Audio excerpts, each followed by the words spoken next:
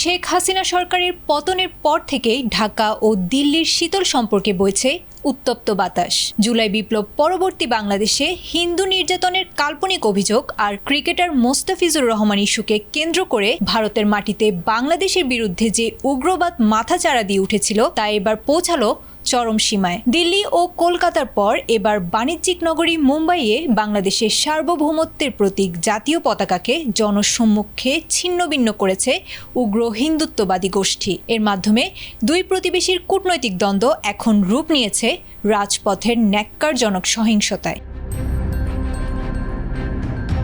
বুধবার বিকেলে মুম্বাইয়ে বাংলাদেশের ডেপুটি হাইকমিশনের সামনে হঠাৎ বিশ্ব হিন্দু পরিষদের ব্যানারে প্রায় ১.৫ শতাধিক উগ্রবাদী জড়ো হয়েছিল। তারা কেবল বাংলাদেশ মুর্দাবাদ স্লোগান দিয়েই ক্ষান্ত হয়নি, বরং বাংলাদেশের জাতীয় পতাকাকে কেড়ে নিয়ে তা ছিঁড়ে টুকরো টুকরো করে পদদলিত করেছিল। বিক্ষোভকারীরা মিশনের ভেতরে ঢোকার চেষ্টা করলে স্থানীয় পুলিশ তাদের বাধা দিয়েছিল। বড় ধরনের কোনো ক্ষয়ক্ষতি না হলেও বর্তমানে মিশনের কর্মীদের মধ্যে বিরাজ করছে তীব্র আতঙ্ক।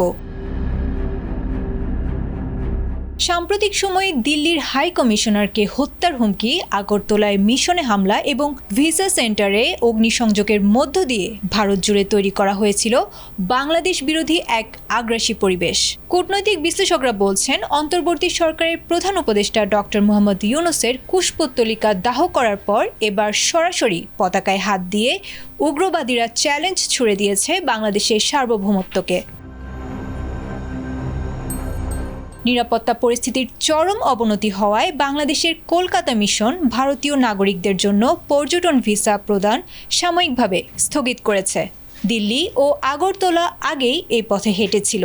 আগামী ১২ ফেব্রুয়ারির সাধারণ নির্বাচনকে কেন্দ্র করে সীমান্ত ওপারের এই অপতৎপরতা বাংলাদেশকে অস্থিতিশীল করার একটি সুপরিকল্পিত ছক বলে মনে করছে সংশ্লিষ্ট মহল। পতাকার এই অবমাননা দুই দেশের কয়েক দশকের কূটনৈতিক সম্পর্কে সূচনা করেছে এক কালো অধ্যায়ের, এমনটাই ধারণা করছেন রাজনৈতিক বিশ্লেষকরা।